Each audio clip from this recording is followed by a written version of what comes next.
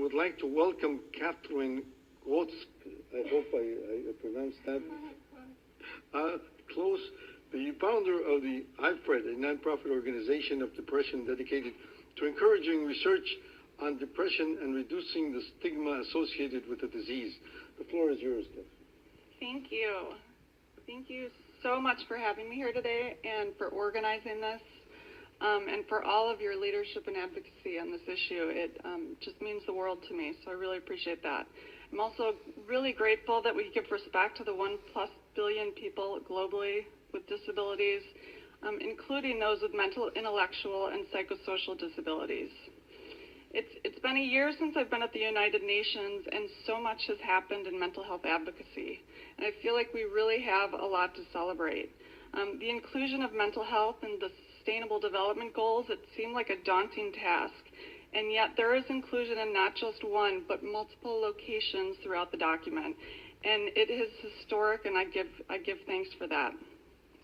I'm here today on behalf of myself, my foundation IFRED, and Fundamental SDG, which is a group of global mental health experts and advocates, and also the 600 million people with mental disabilities, and mostly invisible, to ask that you now add indicators to the Sustainable Development Goals so that we can see and measure progress. We must give countries measurements through these indicators and hold them accountable to action. And many speakers gave the why for today. There is adequate research that including mental health helps us meet other Sustainable Development Goals, not to mention the $16 trillion projected cost of the economy for not doing so. The human rights crisis alone must initiate serious and immediate action. So today I'm going to take a more personal approach, as I believe my story has relevance and insight. My father was one of my greatest mentors. He was energetic, brilliant, and he was committed to our family. He came from little and made an impressive life for himself. He got a master's degree and he became vice president of the First National Bank of Chicago. Everyone loved him, his generosity to others, and his passion for life. He provided us kids experiences few people had, including Walmart annual meetings and learning from retailer great Sam Walton. On one particular annual meeting float trip, he even ensured I was the one that got to ride in the canoe with Jim Walton, where we got stuck in the rainstorm and Jim built me a fire. It is a priceless memory for me, and all due to my dad's enthusiasm for life and his desire for my happiness. As maybe you can imagine, it was a total devastation when I was a freshman in college, and I called my dad from my dorm room only to hear a deep, unrecognizable voice on the phone. It was a policeman. My father had taken his life. In that one life-altering second, I lost my greatest hero, a person I admired, a person I counted on and loved more than anything in the world. I lost my dad. And I wish my story of depression and suicide ended there, tragic though it is. Unfortunately, as it is no surprise genetically, I struggled myself with depression and spent years escaping with alcohol, smoking, and other addictions, all societal burdens that come as a consequence for untreated depression. In my early 20s, even after losing my father and never ever wanting that pain on another person, I attempted to take my own life.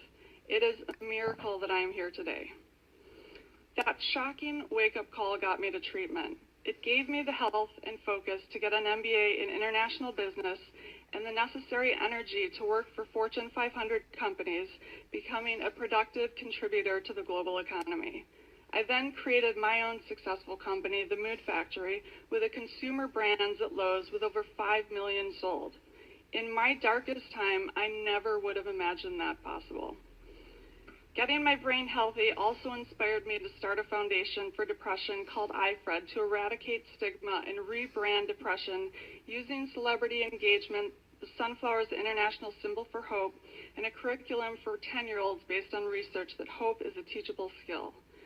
IFRED and global mental health advocacy is my way of giving back to something that has taken so much. It is an understatement when I say that I have been blessed by my access to mental health care. Unfortunately, most don't have access to treatment and won't get it due to stigma. 400 million around the world plus have depression, yet less than 50% are receiving treatment, and even up to 80 to 90% in many countries. And that is even though we have proven cost-effective and money-saving treatments. We lose almost 1 million people a year to suicide, more than war and homicides combined, and it is treatable.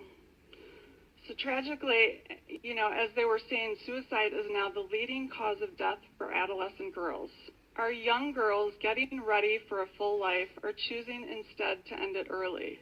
In fact, 1 in 9 children in the United States are self-reporting suicide attempts prior to graduating high school. This must change. I believe stigma is the reason my father isn't here with me today and why it took me so long to get my own help. Stigma is, quite simply, a negative brand, a misperception, a lack of understanding, and inadequate information. And what we don't understand, we often fear. Stigma impacts everything: funding, access to treatment, compliance, and relationships. Us working together to change stigma changes everything. My late mentor, Mr. Paul Carter, continued my dance traditions and took me to a few Saturday morning meetings at Walmart. I was lucky enough to see Nancy Brinker from the Susan G. Komen Foundation speak about breast cancer in the 90s, also once a highly stigmatized disease. I then watched how she and others transformed the stigma of breast cancer through policy, celebrity engagement, education, and the iconic pink ribbon. Not a day goes by that I don't think about what my dad would have done had he lived.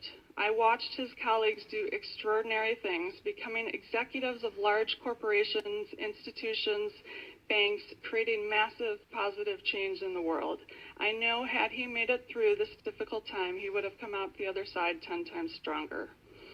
So I stand today in solidarity with depression survivors, those impacted by the loss of someone they loved to suicide, and others needing mental health support, including those impacted by autism, Asperger's, Alzheimer's, schizophrenia, and post-traumatic stress disorder.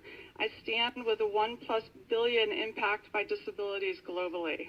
I stand in solidarity with those in chains and the 1 in 9 children feeling so hopeless they attempt to take their own life before even graduating high school.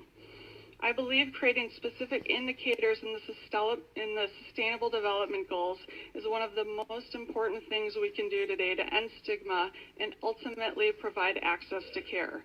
It is not a suggestion, it is a must. For these indicators send a clear message to our world from the global leaders that there is no shame in asking for help, that we are not invisible, that the United Nations believes in treatment, equality, and human dignity for all.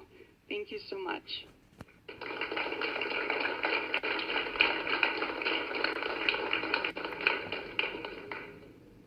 Kathryn, thank you very much for your very personal discourse, and we join you in this. We also believe in the indicators will help, but your example is worthy of making it more public to those millions of people who have depression.